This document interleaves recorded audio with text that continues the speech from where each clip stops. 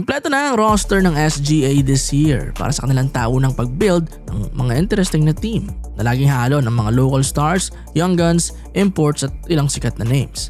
At ngayong taon nga, sila Remy Martin naman ang ibabandera nila rito. Unang big name na in-announce ng SGA, si Boban Marjanovic lang naman, gentle giant ng NBA before. 7'4" big, nakalaban na rin ng Gilas Pilipinas sa close game natin sa kanila dati sa home court mismo ng Serbia. Ngayon kakampi naman siya at expected na totoro ito sa mga kalabang teams. Makikita na naman natin yung mga easy baskets sa paint kagaya ng ginawa niya sa Gilas Pilipinas, lalo yung mga one-handers niya. Bagamat limited lang offensively pero sa ganitong hindi NBA level na tournaments ay expected na gagawa talaga ito ng damage sa mga kalabang teams. Sa panalo rin nila sa Gilas Pilipinas before, kung naalala niyo yun, si Boban din yung gumawa ng clutch basket sa atin. Ito lang din sa Slovenian team niya bago siya maglaro ngayon sa SGA. In 18 games, nag-average dong si Bobby ng 14 points, 8 rebounds at 50% na shooting sa field. 80% din siya sa free throws nun, so not bad talaga. Pero eto pa, sasamahan tong si Bobby bilang face ng team ni Filipino-American Remy Martin. Iba ang hit neto sa mga Filipino fans at even sa kanya dahil sobrang tagal na netong gusto maglaro para sa Pilipinas. Sobrang proud din neto na Pinoy siya na even sa mga best moments niya sa kanyang college career ay dala-dala niya pa rin ang flag natin. Too bad lang talaga hindi siya eligible sa mga FIBA tournaments. Now rin sa bagong rules na inangata sa before 18 years old na wala pa rin clear na information kung pasok ba siya o wala pa rin. Kaya parang suntok sa buwan pa rin na mapanood dati siya sa FIBA wearing a Gilas Pilipinas jersey bilang local. Pero kahit na ganoon, eto, for the first time ever, maglalaro naman na si Remy Martin sa isang Filipino team. Kahit na paano, exciting pa rin yan para sa mga fans na nasubaybayan siya noon sa USNCAA. Sa team niya rin na ito na SGA, siya rin ang isa sa mga pinaka-aasahan na magbuhat ng offense, lalong-lalo yung point guard duties. Hindi kasi ang butas sa buong roster nila ngayon ay nilabas. Lakas ng wing, lakas ng ilalim, pero yung guard position niya medyo manipes. Kaya naman good thing na isang Remy Martin ang kakain ng most na minutes doon. Magpo-provide doon ng legit na threat scoring in all 3 levels. Yung bilis niya rin, yung quick na first step, yung vision. Although hindi talaga siya na-mold as pure na point guard pero still, meron siyang skill na enough para sa ganitong competition. Ang concern lang, last na napag-usapan natin siya, galing siyang Achilles injury. Pero sa tanong naman kung same na Remy Martin pa rin ba ito, parang ganun pa rin naman. In 10 games sa kanyang comeback sa kanyang team kung saan siya na-injure, nag-average siya ng 16 points at 5.6 assists. Shot 50% din sa DOS at 93% sa free throws. Pretty good pa rin na numbers na. Problema lang siguro yung 29% lang yung 3-point accuracy. Pero bukod doon, wala naman na halos. Tsaka small sample size lang din yung 10 games. Kaya let's see na lang sa mismong tournament kung ano talaga ang magiging laro nito na Remy Martin para sa strong group. Now, kompleto na nga ang roster nila, ready na para sa quest na magkampiyon muli sa Jones Cup sa 3 sunod na taon.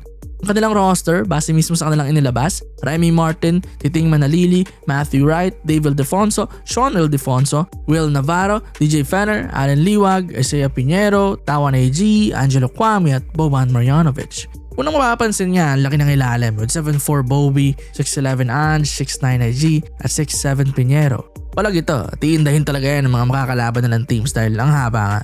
Tapos sa wing naman, marami pa tayong ibang option na pwede rin maglaro hanggang 4 para naman sa dagdag na spacing, speed at versatility.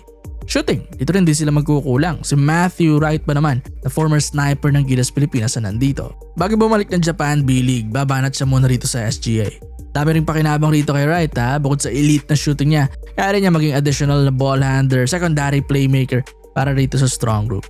Si Will Navarro, ito interesting din, 3-4 ang posisyon nito malamang. Ito naman sigurado at maridim ang sarili niya after nga ng tahimik na stint sa KBL. Si Dave Ildefonso, ito aabangan din, di matuloy-tuloy sa PBA kaya sa MPBL muna na makikita kung kaya niya magpasiklab sa higher na competition dyan sa Jones Cup sa mga national team o stacked na club teams ang makakalaban nila.